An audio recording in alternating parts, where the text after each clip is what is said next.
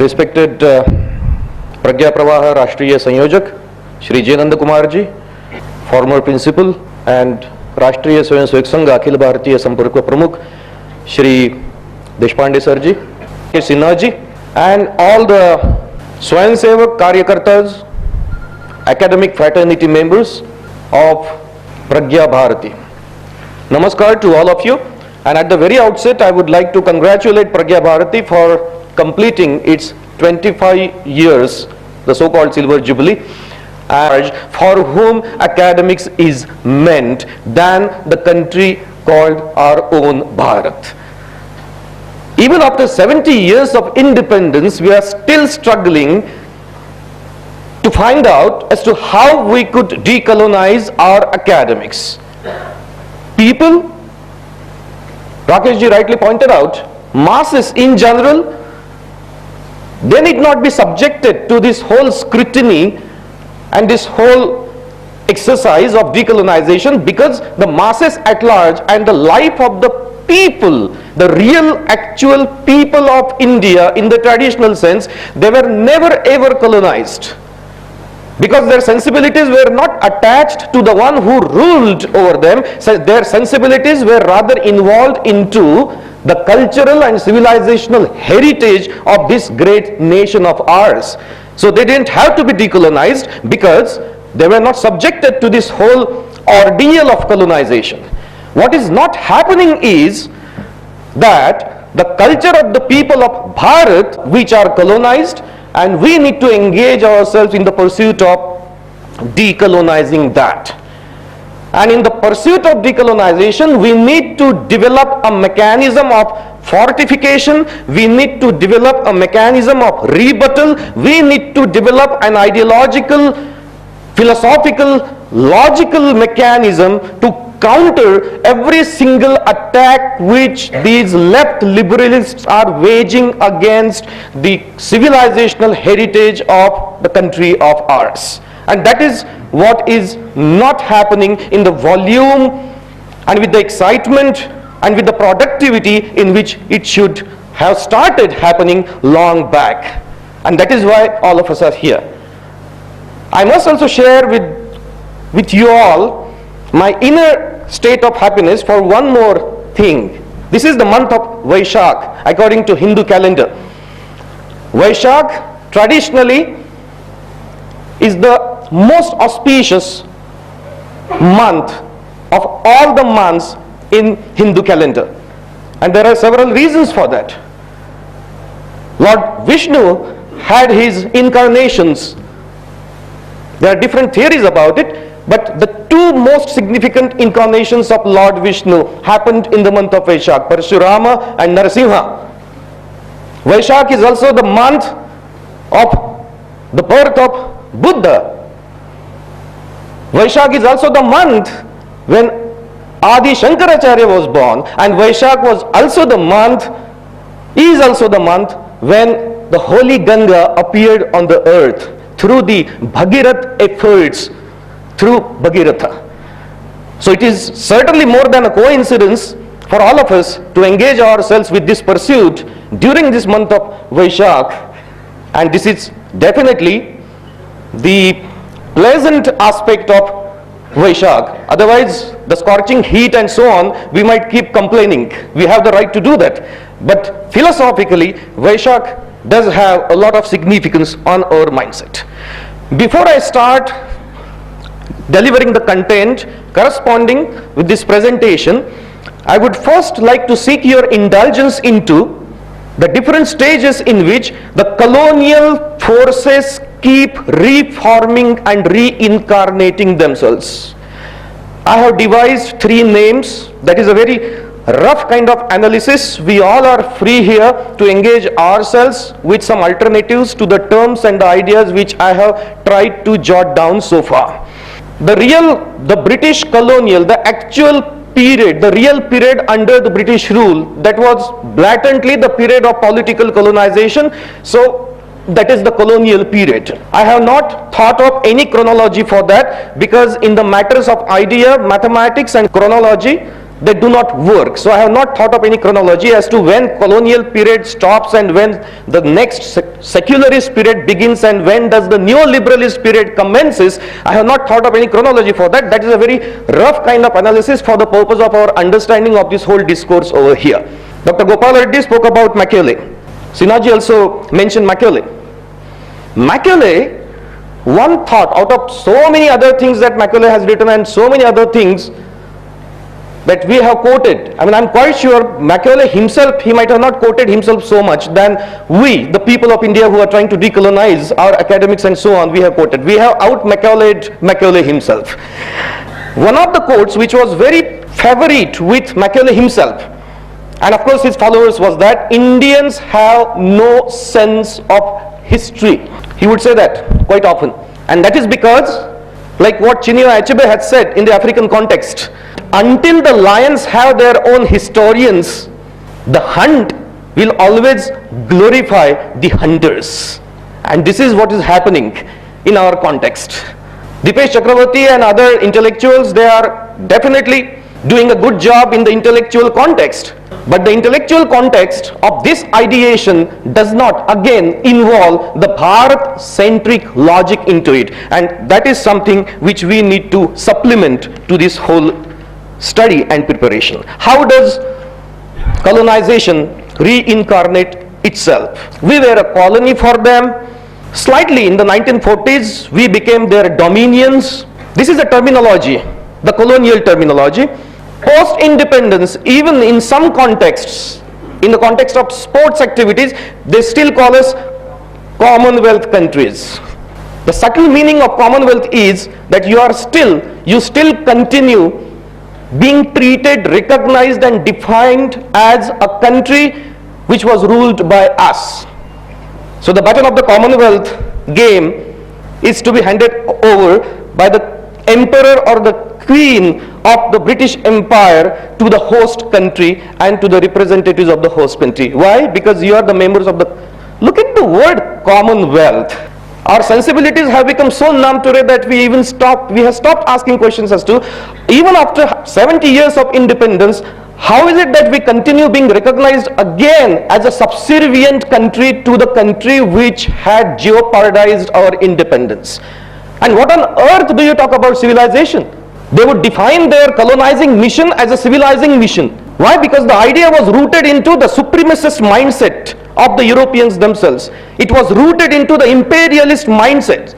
And that is why they would call themselves the so-called biblical chosen seed to reform all the people of the world. And what on earth do you do that in the name of reformation? You jeopardize the independence of the people. You call them the third world people. You call them barbaric. Okay, and what is the logic of your conclusion that this is a barbaric civilization, or as Marx said, it is a semi-barbaric civilization? The logic is, the scale is that they define first themselves as civilized and then they applied the so-called standards, their own standards of civilization, to all the other civilizations of the world, and then they would jump to the conclusion that you are not like us, we are civilized, you are uncivilized. This is the binarism of the colonial practice which has not stopped till date. Years, decades after decades, they devise new vocabularies, they come up with new logic. We are living in a state of ideological warfare where logic is a weapon, and we need to develop that logicality of our arguments. So we were Commonwealth, then we were an empire for them.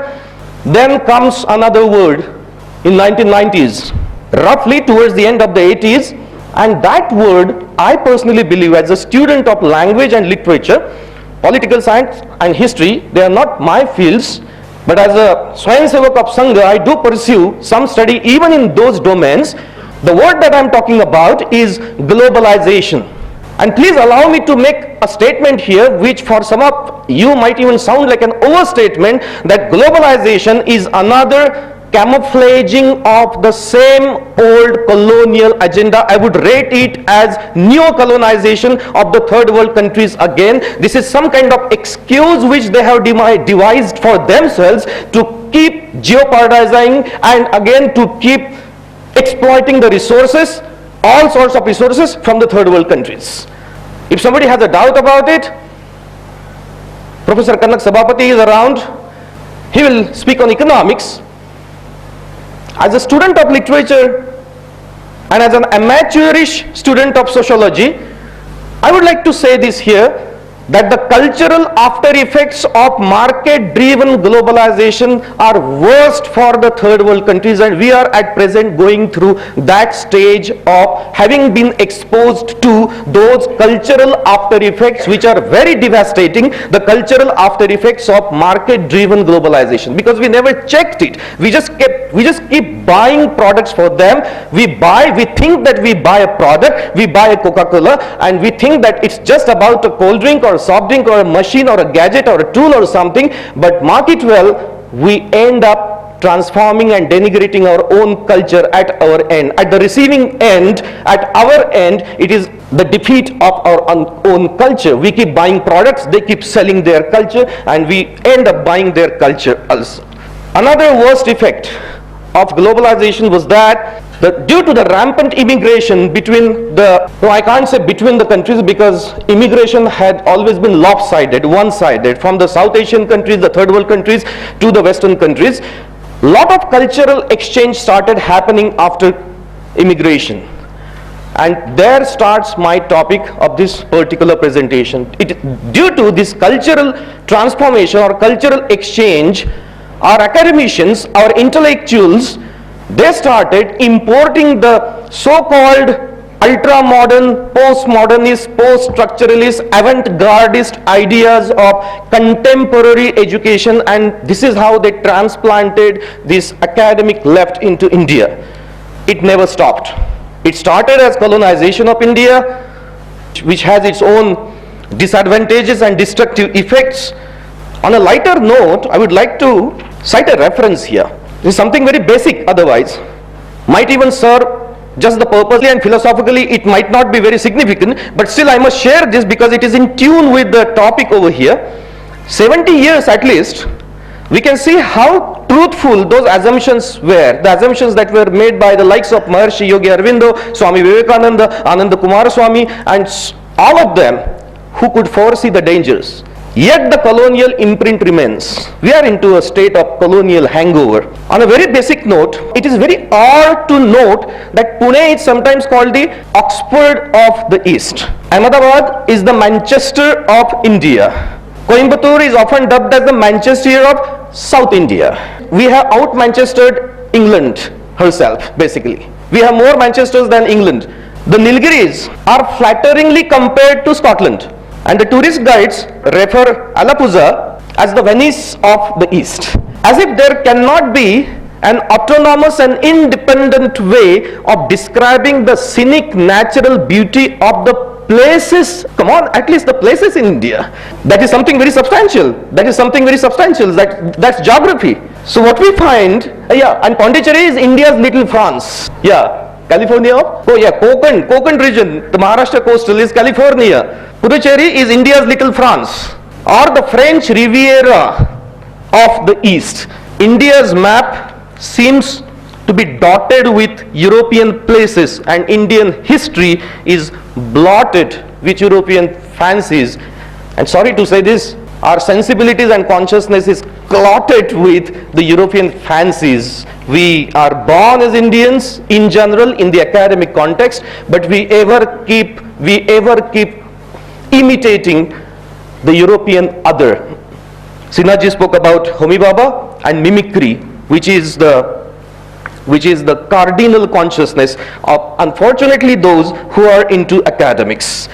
In no other country, in no other civilization in the whole world, you will find that the intellectually superior class is philosophically, spiritually, psychologically so inferior. Intellect and spirituality are not to be treated as one against the other, but in India you find that the one who is intellectually or known or recognized as intellectually superior, you would find that he would be blatantly and unhesitatingly spiritually bankrupt and philosophically empty, absolutely empty. Kalidasa is called the Shakespeare of India. Bankim Chatterjee needs to be compared to Walter Scott or Tagore and Shelley, and Kautilya becomes India's very own Machiavelli. Would the British call Shakespeare England's Kalidasa. This is some ideation that I was seeking your indulgence into. I mean, there are several examples of that. The most alarming signs of colonization of the Indian mind are found in education. Take history, for example. I mean, this whole mindset percolates to India. This is like we are at the bottom of a hill, and from the top above, they keep shedding something, some gems of knowledge, and we are there eternally meant for, receiving those gems of knowledge for them. And what do we have in history?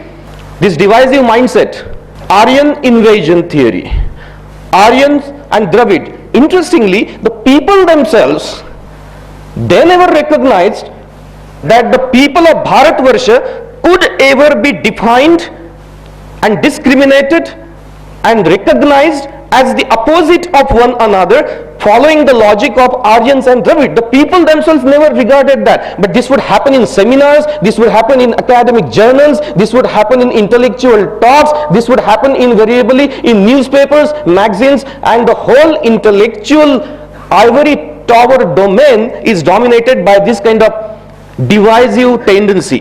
The Mughal rule is the age of synthesis. Sanskrit and Tamil divide. Hinduism, Jainism, Sikhism, Buddhism. People themselves never ever recognized that they were different from one another. Academics would tell you that they are separate religions. Oh my God, this is just mind freezing. This is something which people of India can't really accept. Sometimes, please allow me to say this, that the situation has not worsened, thankfully, because the total percentage of those who seek higher education into the academics of humanities is radically low. Just imagine if the masses would educate themselves with this kind of education, what would be the sorry state of affairs?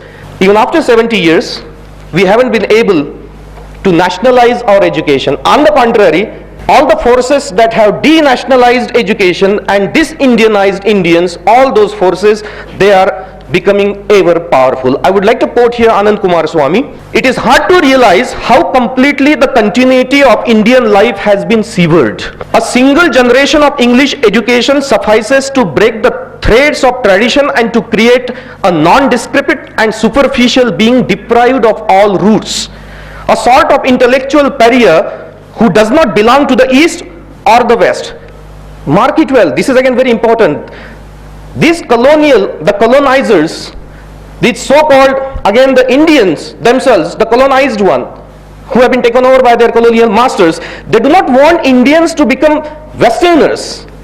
They do not want them to remain as the people of their own country. They just want them to become a floating signifier, ever exposed and available to be exploited by the West. Be a floating signifier. Uproot.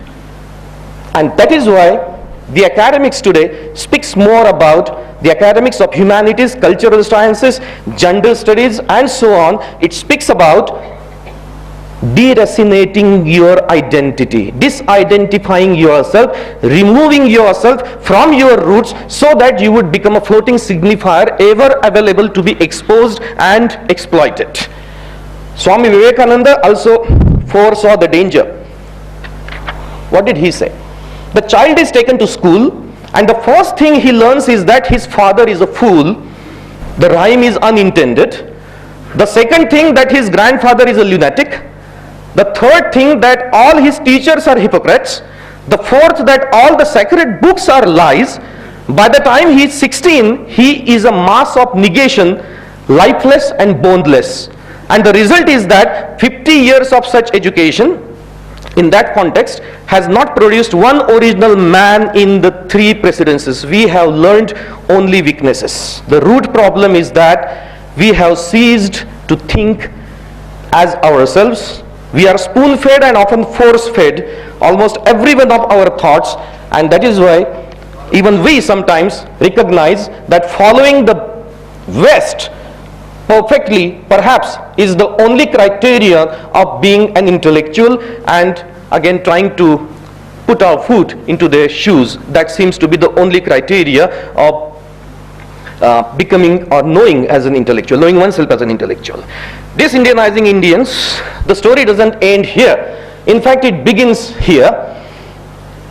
Post 1990s, for several reasons, the academics of humanities was revamped and it was re-narrativized and it was restructured thanks to all these mercenaries of the left liberalist gatekeepers, the Marxist gatekeepers, who ever keep guarding as to what would pass on into our academics and what should be rejected. I mean, if you engage yourself with the pursuit of uplifting the Hindu cause, which is the cause of the masses of the people of India, you would be tagged soon as communal. But if you engage yourself with some minority affair or minority identity, again by creating this whole dichotomy and binarism of majority and minority, people might not recognize that. Academics would do that with a lot of deliberation. If you engage yourself with any such cause, the so-called liberalist cause, you would be soon tagged as intellectually superior and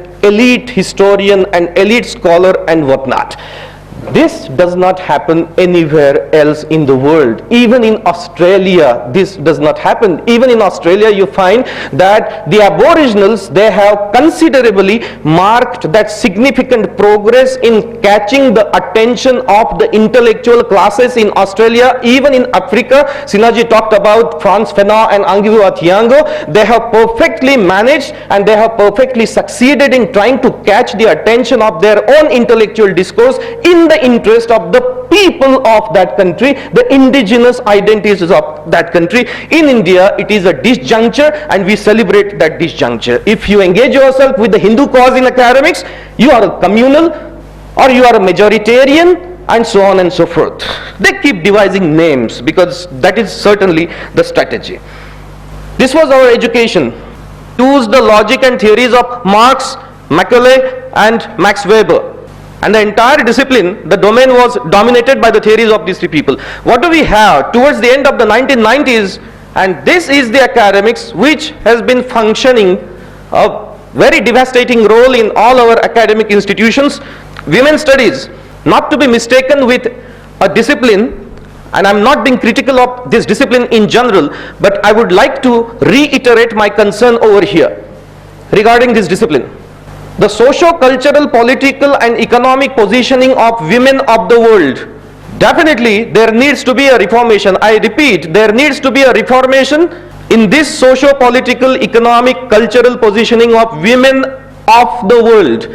But that doesn't mean that the feminism and the concern over women's studies, which could be applied and attributed to the women in European society, you cannot replicate them in toto to women in India, because women in India have different sensibilities and different consciousness. Here the family consciousness governs the mindset, and we are proud of the family consciousness which has taught us to give more importance to us than I.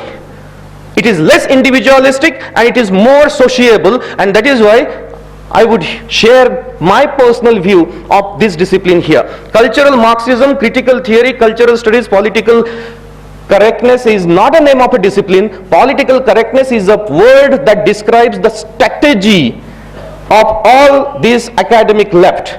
In short, neoliberalist academics is the political correctness, is the strategy of political correctness of the same old Marxist communist forces. The results and the consequences. Last couple of years, we have been witnessing most campuses in our countries being under an insurgent situation, cultural, political insurgent situation. We have been talking about resurgence of the Bharat-centric discourse. The academics, unfortunately, the academics of humanities in our country have been, and that too even from the prime institutions like JNU and Hyderabad Central University and so on and so forth, we have been trying, we have been ideating, engaging ourselves, exploring the path of resurgence of Bharat-centric academics, and they have been promoting and provoking and insinuating the young minds and the fine brains of the country for insurgent situation. We need to twist this dichotomy from, not from insurgence to resurgence, not from resurgence to insurgence, we would twist it from insurgents to resurgent arenas. All our campuses have become insurgent campuses. We need to transform them into resurgent arenas. And that is what seems to be not happening in the volume. IIT Chennai, I did not read the slides, and the pictures speak more loudly than what I could manage to speak on. Bharat Tere Tukde Honge was not just a slogan, it was the slogan, it was the ideology, it was the methodology, and it is the aim, and it is the agenda, and they want to deliberate the disintegration of the country. And that is happening through the same divisive agenda of the Semitic, Abrahamic, neoliberalist forces which have so far managed to get a stronghold in our academics. It started long back in Germany, then it reached to America. To cut the long story short, but what is important for us now to understand is that their sole agenda is to revolt, rebel, reject and ridicule the indigenous and even the most innocuous traditions of the majority and the Hindu people living in this country. I am deliberately using the word innocuous traditions, those traditions which people know that they are harmless to others. Even those traditions are being continuously attacked, questioned and deconstructed by these people. And this is being taught in the classrooms. This is taught in the classrooms of film studies, mass communication, journalism, political science, history, sociology and so on and so forth. The same neo-leftist, the Foucaultian philosophy, the same Gramscian ideology, who re-narrativized Karl Marx. I'm coming to the focal point of my presentation. The same old communist Marxist forces are the culprit in the process of colonizing the mindset of the young and the fine brains of the country. One of my friends once complained against me, asking me that why do you bother so much about it? Look at their number, they are so small, and why should you be bothering about it? Politically you are gaining momentum, politically you are becoming successful and so on and so forth. I don't understand that. Why should the logic of politics or the success of a particular party in the electoral politics in the country be brought in this whole business? As a teacher and as a student myself, my most humble concern is that the fine brains of the institutions like JNU, FLU, Hyderabad Central University and even your IITs, why should the fine brains of the country be vested on this anti-Indian academics and deconstructing the people and the culture of this whole country? Is it not a loss? And that is something which we need to address, and it's high time that we address that. This whole academic started with the critical theory tradition, and they re-narrativized Marx, and another path of revolution was brought into fashion. Perhaps according to the principles of Marx, the message of Karl Marx, may the workers of the world unite and launch a revolution, a proletariat revolution, the revolution of the workers of the world against the capitalists and so on.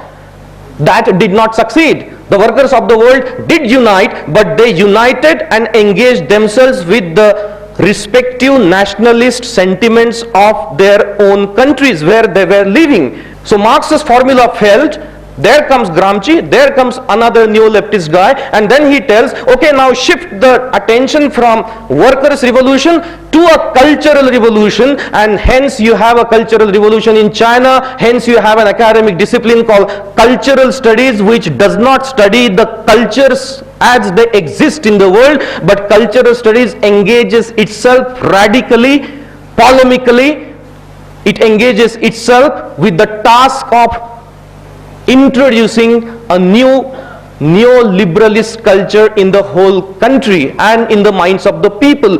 We are talking about decolonization here. This is a neo-colonial force which we need to counter and tackle simultaneously alongside the decolonization of the old reform. 9th February 2016 event in Jawaharlal Nehru Vishwavidyalaya. The name of the event was Cultural Evening, by the way. Their aim is to attain a revolution of values so that the people of India, born in India, looking like Indians, again must stop being Indians in any ways.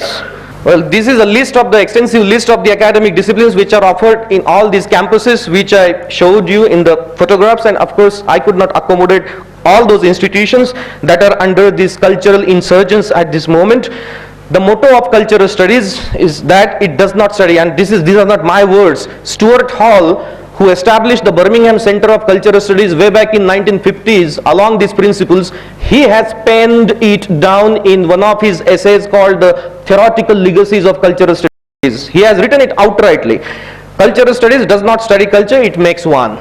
Let me tell you here, Stuart Hall and the founders of Frankfurt institutions and the early masters of this kind of academics in Columbia University, they did not have India in their mind when they launched their project of New Left. What is more problematic and what is more unfortunate is that, I repeat, the self-proclaimed and the self-styled academicians in India, they are imitating these Western leftist thinkers and so on and so forth, and they are the ones, our own people, they are the ones who are largely responsible for transplanting this denationalizing academics in the nation of ours.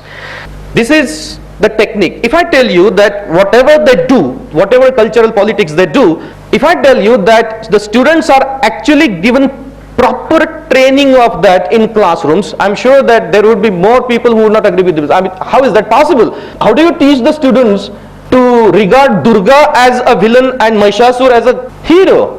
How do you teach that? Yes, they do teach it, and the conclusion is drawn. Rather, the conclusion is often premeditated and prefixed and presupposed, and the strategy which they use is the strategy of deconstruction. I will use the tail first technique here to elucidate my point of deconstruction, and I'll take 2-3 minutes more and just try to see how much could I complete about deconstruction, because otherwise it's an extensive topic and we deal with it in our academics of undergraduation and post-graduation almost for one full semester, so it's not possible to accommodate everything. Just a hint, deconstruction is not a destruction of meaning. Deconstruction is not a destruction of an idea. The undecidability of truth, the undecidability of meaning, and this is exactly what they do. And there is a technique which is followed, the technique of binary. Form a binary into everything, and once you form a binary, for example, Shivaji Maharaj and Aurangzeb, form a binary, engage yourself with Aurangzeb, treat Aurangzeb as the weaker one, because the majority population in today's world recognizes Aurangzeb as a villain, and that is why treat him not as a villain but as a victim, and then show him as a victim, engage yourself with the one who is concluded as a victim between the two, and then reverse the binary, and then try to show off how Aurangzeb was a secular minded Mughal emperor, and then try to show off that how he did not really fight against Shivaji, he fought against an anonymous enemy. Shivaji just by chance happened to be the opponent of Aurangzeb, and so on. This is the liquidation and again the dilution of the history. The sole purpose is again to deracinate your consciousness, which is rooted into your spiritual, philosophical and historical traditions, to deracinate it, to uproot it, to deconstruct it, so that, now that's again interesting, why deconstruct, why not destroy, why not say that, why not say this outrightly, that no, it was not Shivaji who was the hero, it was Aurangzeb who was the hero? Why not say that Tipu Sultan was outright a hero, and you cannot treat him as a villain of history and so on and so forth for inflicting atrocities against the people?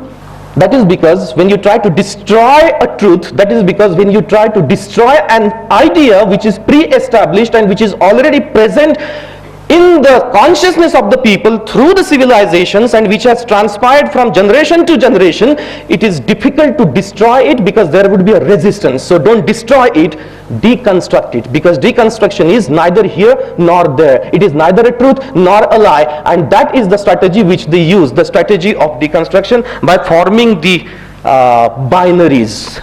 Form the binaries, engage yourself with the weaker one, show Mahishasur as the weaker one, and then twist the binary, so Mahishasur is a hero and goddess Durga becomes a villain in this whole enterprise.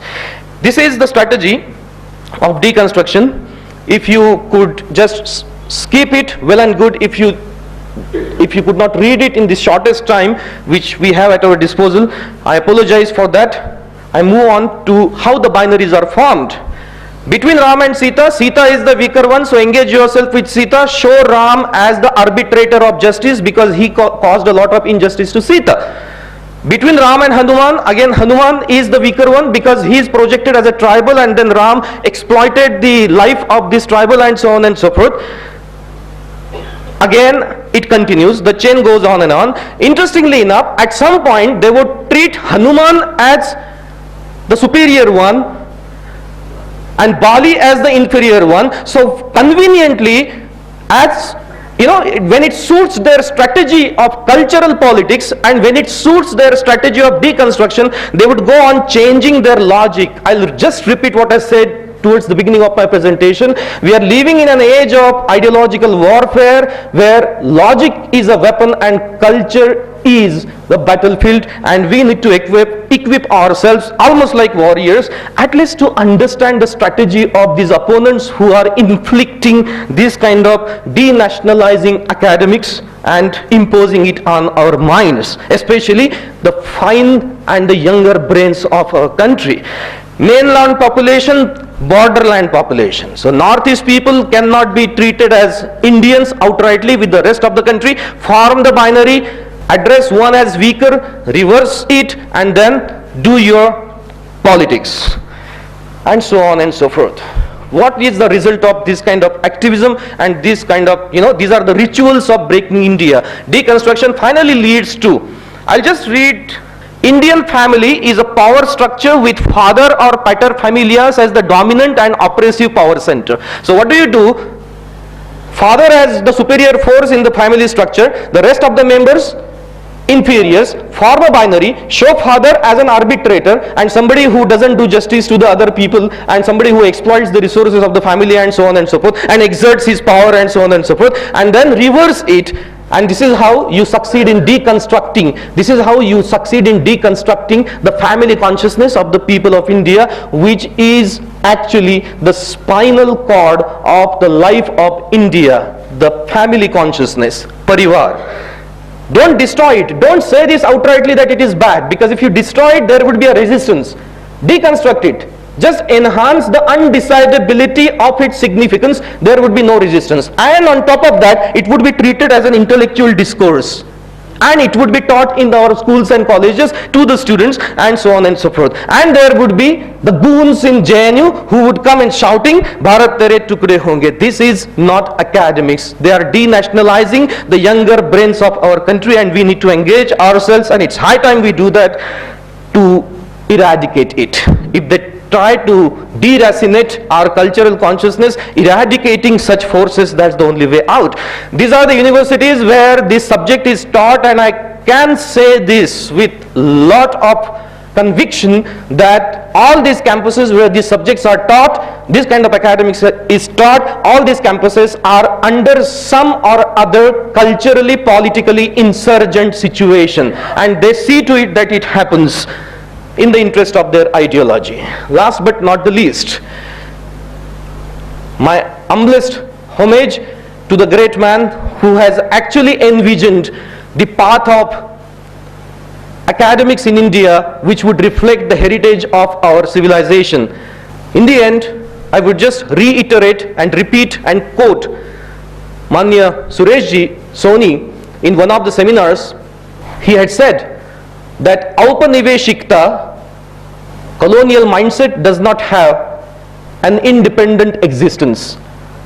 Like darkness. Darkness does not have an independent existence. Darkness is the absence of light. Aupaniveshikta, colonial mindset, is the absence of Bharatiyata. We just need to reverse the dichotomy.